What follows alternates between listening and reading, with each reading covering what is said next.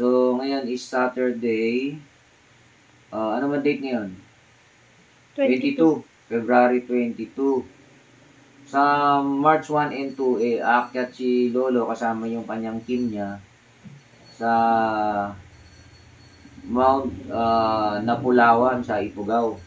Rest back ito kasi nung unang punta namin, tinanghali kami, hindi kami nakarating sa Mosi Forest. Nag-back out kami. So, babalikan namin at itatry namin uli na akyatin yung Mount Napulawan. Sana maaga pa lang makarating na kami sa jump off area para mga 6 AM sana makapagsimula na kami ng trek para bago kami abutin ng init ng araw, nandun na kami sa Mosi Forest. So, ayun, nag-video ko dahil gusto kong makita kung kumpleto na yung mga dadaling ko sa bundok. So, parang ano rin, parang tutorial na rin doon sa mga baguhang umakyat ng bundok. Kung ano-ano dapat ang dadalhin. So, siyempre, unang-unang gagawin natin, i-YouTube natin kung anong klaseng trail yung ating pupuntahan pag na bundok. So, nasa YouTube na lang, madali lang yan. Sa bundok kasi, merong mga iba-iba yung degree of difficulty. So, alamin natin kung ano yung degree of difficulty ng ating aakating bundok. So, kami, ang aakatin namin bundok is yung Mount Napulawan, which is I think it is 7/9 difficulty. So, maraming assault doon as per doon sa aming guide. Maraming assault. So, ako nakarating na ako doon hanggang Camp 1 nung unang attempt namin. Hanggang Camp 1 nakarating ako. Napakarami talagang assault niya. At saka nung pumunta kami is mainit. So, kaya medyo hindi namin nakaya ng init kasi hindi kami nakarating ng maaga at hindi kami nakatawid sa Mosi Forest na ano kami sa init. Bumigay kami sa init kasi mainit yung punta namin nung last year. So ngayon, nagpaplano uli kami na o naka-schedule kami umakyat uli itong March 1 and 2.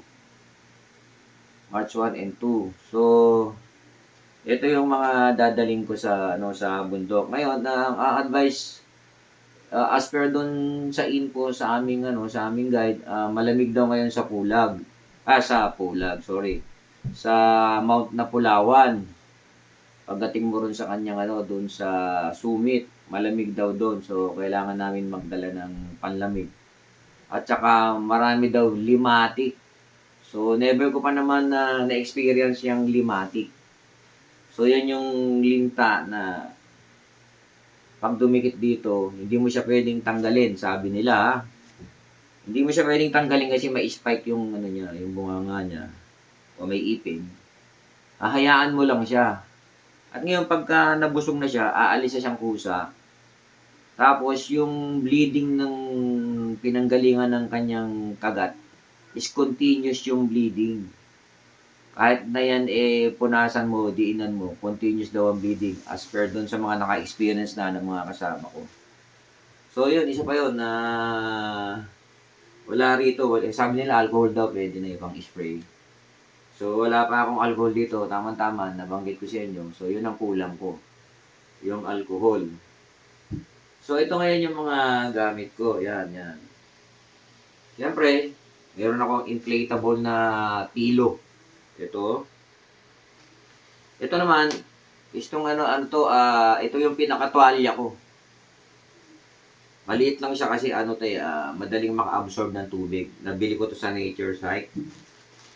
Siyempre, meron akong guantes na extra. Extra to kasi ito yung guantes ko. Ito yung guantes ko na ginagamit. So, extra lang ito. Just in case na nawala ito kasi nung last time nagpunta ako sa Apo, nawala ko yung ganito ko. Mahirap pagka kumakapit ka sa mga puno, sa mga bato. Lalo na sa boulders, mainit. Sa Apo. So, meron ako nitong trowel. So, alam niyo na to, pagka medyo may call of nature, pupunta ka sa medyo malayo dun sa kalsada, maghuhukay ka, tapos doon mo ibabaon yung mo.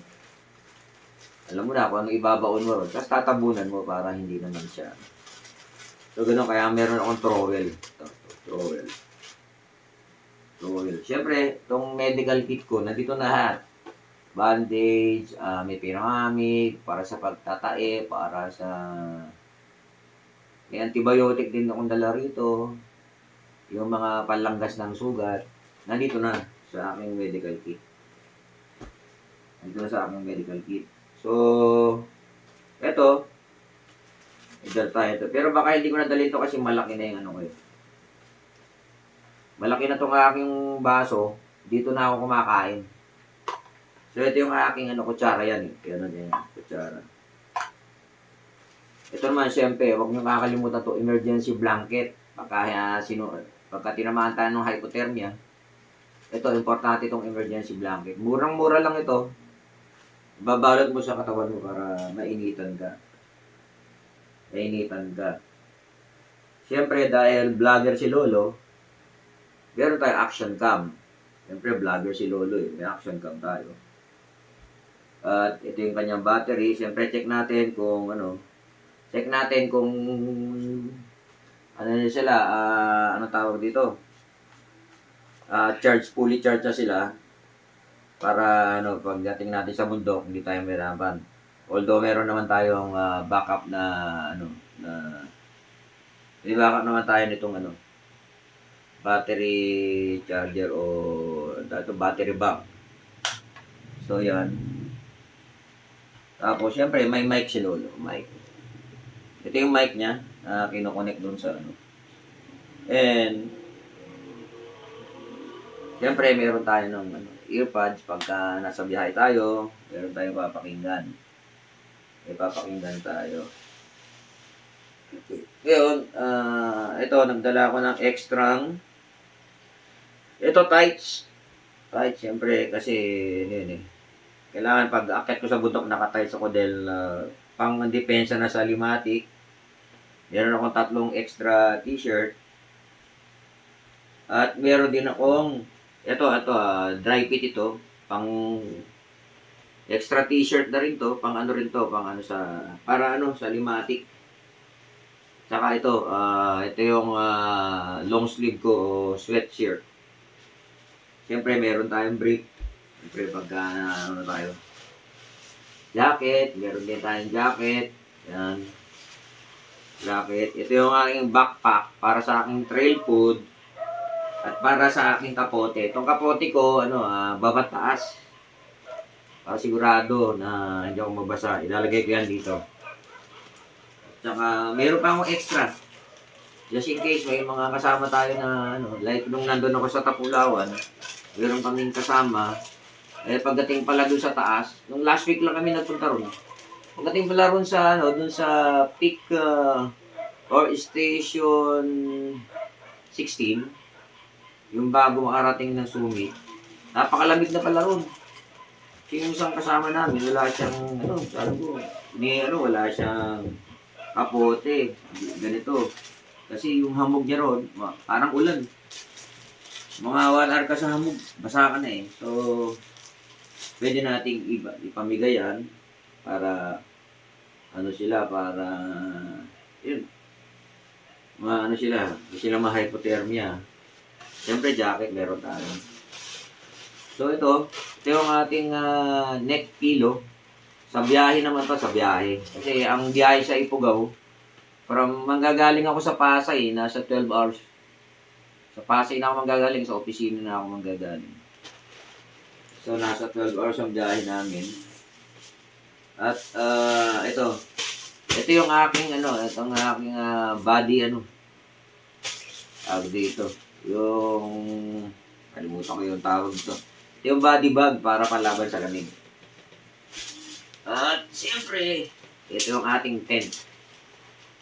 Yung tent natin, Mongar na nature hike yung nabili natin. Ito yung kanyang mga pole, ito yung kanyang. Dito na yung mga peg niya. So yan, kasi magkakam kami ron ng isang gabi. Kaya huwag nating kalimutan yung ating tent. So pagdating naman dito, so siyempre, ito yung ating lagayan ng mga gadget natin. Ito yung gadget natin. At importante, toothbrush at toothpaste. Ito yung ilaw natin sa tent. So, check din natin kung umiilaw siya. Nilagyan ko na ito ng bagong battery. Yan. Check natin. Nilagyan ko na siya ng bagong battery. Yung ating headlight.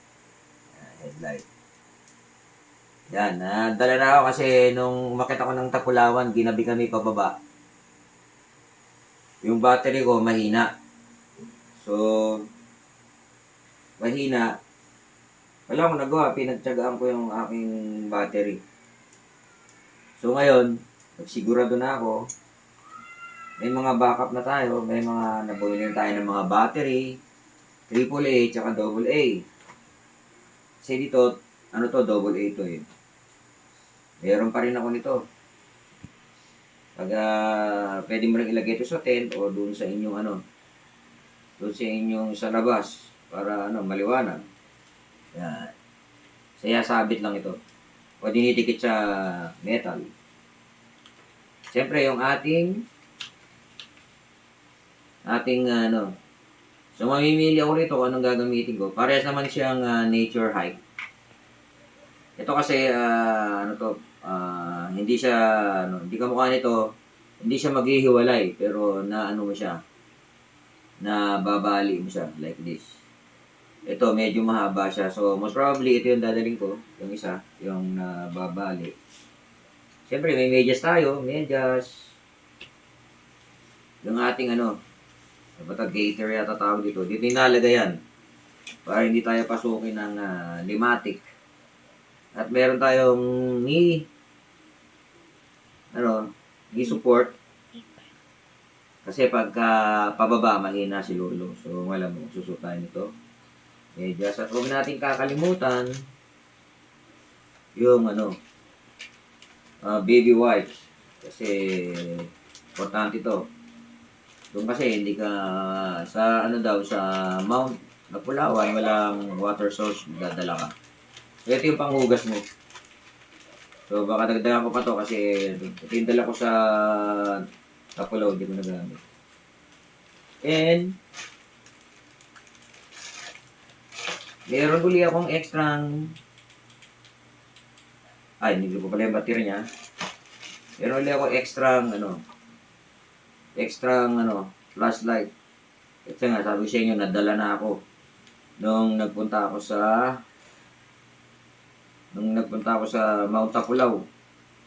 Hindi ko, kasi nung unang dalawang beses na ako umakyat doon. Nung unang punta ko kasi sa Mount Tapulaw, hindi ako inabot ng gabi.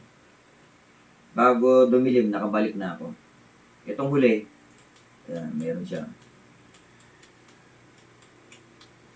Okay, so good yung good yung flashlight.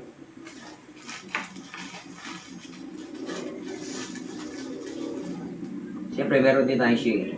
Kung mainit, gagamitin natin yan. Dahil malamig, mahamog, meron tayo nito. Yan. Para yung tenga mo. Siyempre, pag malamig, yung tenga natin, mahina sa lamig yun eh. So, takip yung lamig niya. Nasa loob yung sombrero. Yan. Plus ito, siyempre, meron tayo skirt. Dahil malamig. Yan. Yan yung mga gamit niyan. So, meron na tayong sombrero, siyempre. Kaya lang, sombrero ko, hindi siya waterproof. So, malamang bibili tayo ng waterproof na sombrero. Kasi marami kong sombrero, hindi ko makita iba. Mga ginamit ng aking mga anak. So, ito yung aking higaan. Brown tracker na mat. Sleeping mat. So, magaan lang naman siya. Yan. Yung ating tent, yung ating sleeping bag, andun na. So, kapote. Ito, meron ako rito yung pang-ihip to. Actually, hindi ko na sana dadalhin to. Ang problema ko, meron kasi niregaluhan ako ng inflatable na sleeping mat. Hindi ko siya makita kung saan ko siya nilagay. Kaya, yan. Ito sana yung pang-ihip dun eh. Pang-ihip, hindi ko siya makita. So, siyempre yung headlight. Kailangan ating headlight. Yan. Tapos ano pa ba? Yung kulang natin. Dito tayo. So, ano? Siyempre ito lang ano. Ito yung pinaka-bag na malaki. Tapos ito yung may mga plastic ako. Ito yung pang waterproof natin. So yung itong isa rito is kakarga ko lahat ng gamit ko na yan. Tapos pagka maulan, although may takip naman ito, pero pang malakas ang ulan, hindi naman tayo mababahala kasi naka-plastic lahat yan. Iwa-waterproof lahat natin yan. So kahit yung bag natin, iwa-waterproof natin yan. Ito malalaki itong plastic na to eh. Kaya ito naman, ito mga trash bag. Siyempre pag umakyat tayo ng bundok, siyempre magbigay din tayo ng malasakit sa bundok. Huwag nating iwanan yung mga plastic ng mga basura natin o kahit na ano, yung mga wipes natin pagka nagkaroon tayo ng call of nature. Tayo naman, yung mahilig tayo umakyat ng bundok. Marami tayong nakikitang bundok. Yung iba, nabababoy na yung iba dahil sa basura ng mga nagtetrek. Hindi sila nagmamalasakit na ibaba. So, dapat maging tayo, responsable tayong hiker. Na dapat alagaan din natin yung nature. Na yung mga kalat natin, ibaba natin. Ibaba na natin. Huwag na natin ikalat sa bundok dahil nabababoy yung bundok eh. Pumapangit ang itsura ng bundok. Nabababoy. So, mas maganda kasi yung nagtitrek tayo, maliwalas yung bundok. Since passion natin yung pag-akit ng bundok, sana yung mga kamukha nating nag-hike, sana naman, alagaan natin yung bundok natin.